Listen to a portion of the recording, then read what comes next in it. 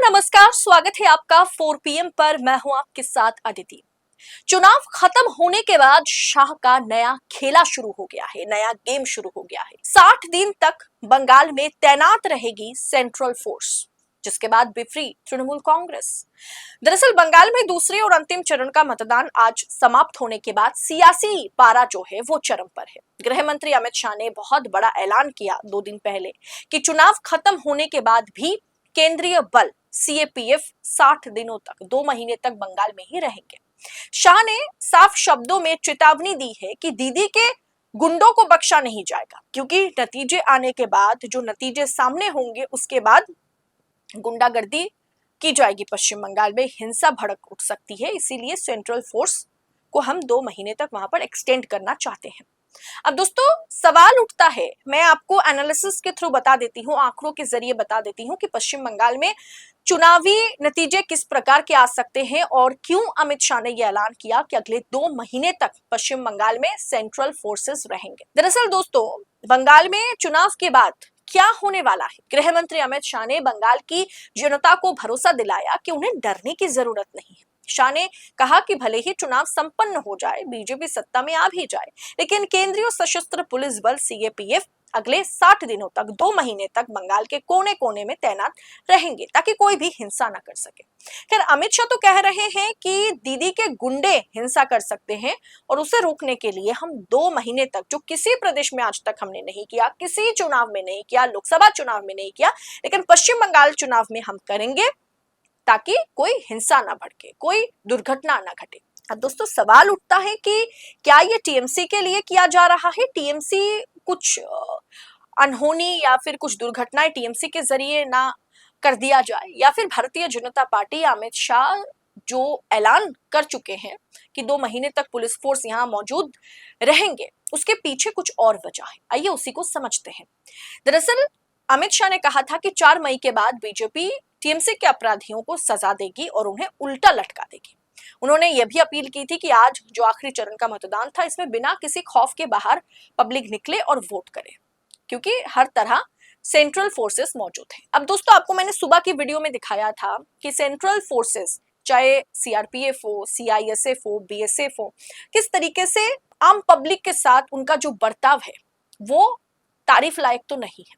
उसके लिए आम पब्लिक, पश्चिम बंगाल की आम जनता भड़क उठी, इतना गुस्सा किया, क्योंकि जिस तरीके से वो लाठीचार्ज करते हुए नजर आ रहे हैं, जिस तरीके का बर्ताव सेंट्रल फोर्सेस करते नजर आ रहे हैं, वर्दियों पर सवाल उठ गया है इस चुनाव में। अब दोस्तों चुनाव आयोग ने पहले ही स्पष्ट कर दिया है, सुरक्षा बलों की 500 कंपनियां चुनाव परिणामों के बाद भी बंगाल में कानून व्यवस्था बनाए रखने के लिए तैनात रहेंगी। अभी वर्तमान में लगभग 2.5 लाख केंद्रीय पुलिसकर्मी, जिसका 2450 कंपनियां बंगाल में मौजूद है।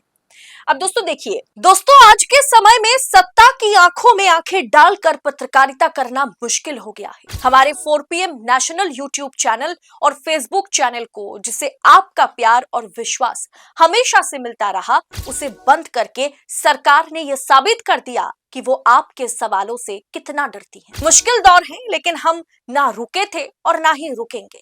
हम सच के लिए हमेशा लड़ते रहेंगे। ऐसे में 4 PM उत्तर प्रदेश यानी 4 PM यूपी को ज्यादा से ज्यादा ज्वाइन करें और स्वतंत्र पत्रकारिता को जिंदा रखने के लिए जितना हो सके उतना हमारा आर्थिक सहयोग करें। आपके सहयोग से ये जंग हम जीत कर रहेंगे। मैंने आपसे कहा ना कि क्या ये ममता बनर्जी की पार्टी हिंसा ना भड़का सके उसके लिए किया जा रहा है, या इसके पीछे अमित शाह की रणनीति, राजनीति कुछ और है। इस बार ममता बनर्जी क्लीन स्वीप नहीं कर सकती। क्लीन स्वीप मतलब मेजॉरिटी का आंकड़ा तो ममता बनर्जी पार कर जाएंगी, लेकिन जो स्थिति पश्चिम बंगाल की है, जो पिछली बार ममता बनर्जी ने 200 का आंकड़ा पार किया था, 294 में से, इस बार 200 पार करना ममता बनर्जी की पार्टी के लिए पॉसिबल नहीं है, मुमकिन होता हुआ नजर नहीं आ रहा है। और भाजपा अगर बहुत अंदर तक खेलना किया हो तो क्लीन स्वीप भाजपा तो कतई नहीं कर सकती, वरना सीटें तो भाजपा पिछली बार के मुकाबले में इस बार अच्छा लाने वाली है। अब दोस्तों कल मैंने आपको कहा था कि भाजपा अगर 210 से 220 का आंकड़ा पार कर लेती है और ममता बनर्जी की पार्टी टीएमसी सिर्फ जादुई आंकड़ा पार करके, यानी 248 का आंकड़ा पार करके 150 या 160 तक रुक जाती है, तो खेला चुनावी नतीजे आने के बाद खेला जाएगा। असली खेला तो चुनावी नतीजे के बाद खेला जाएगा दोस्तों। अगर ममता बनर्जी की पार्टी 160 तक रुक जाती है और भारतीय जनता पार्टी 120 का आंकड़ा पार कर लेती है। इसीलिए अमित शाह ने सेंट्रल फोर्सेस को क्या चुनाव के बाद 2 महीने तक के लिए बंगाल में एक्सटेंशन दिया है। अमित शाह ने इस दावे पर, मतलब जाहिर सी बात है उसके बाद बवाल मचेगा, और उस बवाल मचने के बीच अमित शाह को किस तरीके से खेल करना है, चाहे विधायकों की खरीद फरोख्त हो, चाहे डराना धमकाना हो, चाहे ईडी, सीबीआई, इनकम टैक्स, ये सब करना हो, इन किन प्रकरण करके भारतीय जनता पार्टी महाराष्ट्र में जो खेला कर चुकी है, जो खेला मध्य प्रदेश में कर चुकी है, वही खेला बंगाल में दोहराने के लिए क्या 2 महीने तक के लिए सेंट्रल फोर्सेस को वहां तैनात रखने का ऐलान अमित शाह ने किया है। दरअसल दोस्तों, अमित शाह ने जो दावा किया है इस पर टीएमसी सांसद महुआ मैत्रा ने पलटवार किया। उन्होंने कहा ट्वीट करके कि उन्होंने अमित शाह को झूठा बताया। महुआ मैत्रा ने लिखा कि भाग मोटा भाग, झूठे अमित शाह दावा कर रहे हैं कि उनकी सीएपीएफ सेना 60 दिनों तक बंगाल में रहेगी, लेकिन सच ये है कि बलों की वापसी जो है वो जल्द शुरू हो रही है। इससे मतलब इसके आदेश भी जारी कर दिए गए हैं।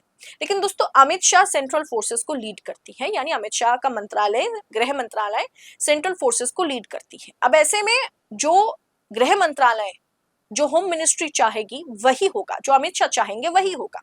और फिलहाल बंगाल में क्लीन स्वीप भाजपा कर नहीं सकती। ममता बनर्जी अगर 160 तक रुक जाती है उनकी पार्टी, तो उनके विधायकों को तोड़ने का काम 2 महीने तक क्या 1 साल तक चलता रहेगा। भाजपा किसी भी हाल में पश्चिम बंगाल में अगले 1 साल में सरकार बनाने की पूरी कोशिश में जुट जाएगी, क्योंकि इस बार मुकाबला कांटे का है। इस बार 50-50 चांसेस हैं। ना बीजेपी क्लीन स्वीप कर सकती है और ममता बनर्जी 200 पार नहीं कर सकती। अब जितना ज्यादा वो 148, 150, 160 तक रुक जाएगी, उतना ही भारतीय जनता पार्टी के लिए, चाणक्य अमित शाह के लिए आसान होगा टीएमसी को तोड़ना। और इस बीच टीएमसी वाले भी किसी को धमका ना सके, अपने विधायकों को अपने पास रख सके, इसके लिए वो हर तौर तरीके को अपनाएगी। और इसलिए भारतीय जनता पार्टी या अमित शाह ने यह तय कर लिया है कि सेंट्रल फोर्सेस को बंगाल में 2 महीने तक, चुनावी नतीजे आने के बाद भी 2 महीने तक तैनात रखा जाएगा। फिलहाल दोस्तों, इस पूरी स्थिति को देखते हुए आप इसे किस अंदाज में देख रहे हैं? आज 29 अप्रैल का आखिरी चरण का मतदान जो है वो खत्म हो गया है। 4 मई को नतीजे आएंगे, और 4 मई को क्या नतीजे आएगा इसकी ओर हर किसी की नजर बनी हुई है। लेकिन इस वीडियो में जैसे मैंने आपको बतलाया कि चुनाव खत्म होने के बाद जो नया गेम अमित शाह ने शुरू किया है, 60 दिन तक पश्चिम बंगाल में सेंट्रल फोर्सेस को तैनात रखने के पीछे भाजपा की मंशा क्या है, अमित शाह की सोच क्या है, इसे आप किस अंदाज में देख रहे हैं? कमेंट बॉक्स में अपनी राय हमारे साथ जरूर शेयर करें, और ऐसी खबरों को यूं ही पाने के लिए 4PM न्यूज नेटवर्क के साथ बने रहे। फिलहाल इस रिपोर्ट में इतना ही, जल्द होगी आपसे मुलाकात। बहुत बहुत शुक्रिया आपका। जय हिंद, जय भारत।